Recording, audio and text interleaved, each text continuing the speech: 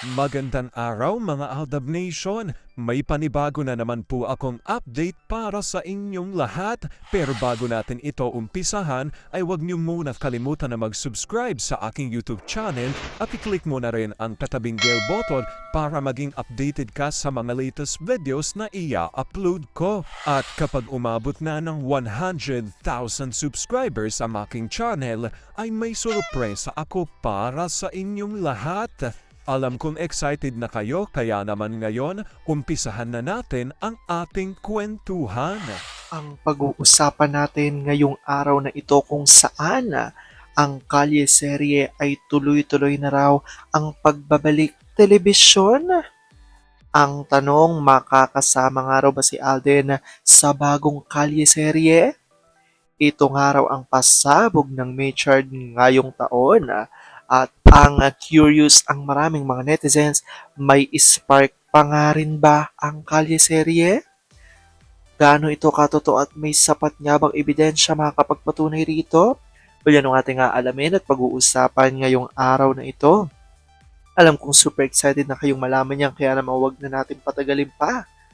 Una na nga muna ay galing sa Tweety Vampire 2019 at Olive Kanayam at ayon sa kanila, ang sarap lang balik-balikan ang mga palabas ng Tae Show nang hindi pa nalululong ang mga gurang sa sarsuela. Hindi ba sila nagigilty? Totoo ba yung sabi na nakatulong ng malaki si Penguin sa show?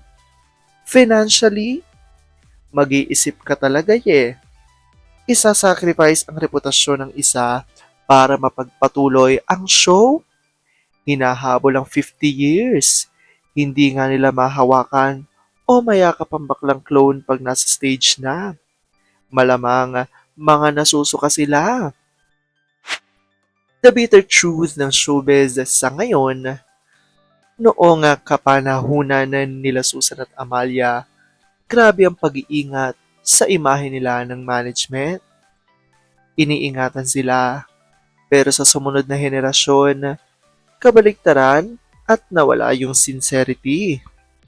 Trust and the respect, mahalaga at una ang pera at power. Dumating ang Aldab na bigo sila sa mga evil works nila sa mga artista. Ang Aldab ay may Aldab Nation supporting loving Aldab unconditionally. Walk a step behind Alden at Maine na sumira sa kayabangan nila. Kaya may sarswela pero asan na ang mga hinayupak? Ala na. Ang showbiz ay business. Mga bagong production, inuso ang bold movies, malalaswang palabas ng mga artista, walang magawa kung gustong sumikat. Dapat ay sundin ano man ang gusto ng mga honsyo ng showbiz to their belief na silang nagpapasikat ng artista. Alam ko tuwan-tuwa kayo sa ating binasa pero bibitinin ko muna ho kayo ng kaunting-kaunti lamang. Oops, wait lang, saglit lang to. May ipapaalala lang ako para sa mga bago pa lang sa aking channel, huwag niyong kalimutan na mag-subscribe sa aking YouTube channel at i-click nyo na rin ang notification bell para lagi kayong updated sa mga latest videos na ia-upload ko at para maging parte na rin kayo ng aking Fanatics Channel family. Well, alam kong super excited na kayo sa ating kwentuhan, kaya naman dumako na tayo sa ating main topic. Gaano nga ba katotoo na ang Kalye serye ay tuloy-tuloy ng araw ang pagbabalik? Ang tanong ng maraming netizens, may spark pa nga rin ba ito? At makakasama nga ba si Alden sa bagong Kalye serye? Ito na nga bang sinasabing pasabog ng Maychard ngayong taon? Gaano ito katotoo? At may sapat nga bang ebidensya ang makakapagpatunay rito? Well, yan ang ating aalamin at pag-uusapan ngayong araw na ito. Alam kong super excited na kayong malaman yan kaya naman wag na natin patagalin pa. Una na nga ay galing sa tweet ni Showbiz Realm. Yaya Dub is here. Muling binuhay ang kanyang iconic Fantastic Baby Dance or Dub Smash Queen returns. At ito nga, kung saan makikita nga rito ang litrato ni Mengay nung nakaraan lamang na 47th anniversary ng Itbulaga, kung saan muling ang bumalik ang karakter ni Yaya Dab at ng mga lola sa Kalye serye. Dahil dito, sabi ni Frida de Guzman, yung binalik ang 1,001 tuwa through Yaya Dab and 3 lolas. Kalye serye without the AI of Aldab, imposibleng bumalik ang phenomenon. Naku tae, bulagta. Ardab na lang ang gawin nyo dahil ayon kay Vic Soto, yun ang may forever. Kahit na ganyan niya, ito nga ang nagreaksyon ng ilan sa mga netizens. Sabi ni Jello at Frida, pathetic, wala nang ibang maisip. A phenomenon happens only once in a generation. One generation is 40 years. Aldab KS happened 11 years ago. Nandito pa ba kayo in 2065? Hindi totoo in Ibis case yung hindi pa huli ang lahat. Ang totoo sa inyo now is nasa huli ang pagsisisi. It's too late na for them kahit paganahin pa nila ang trolls nila sa YT, FB at TikTok.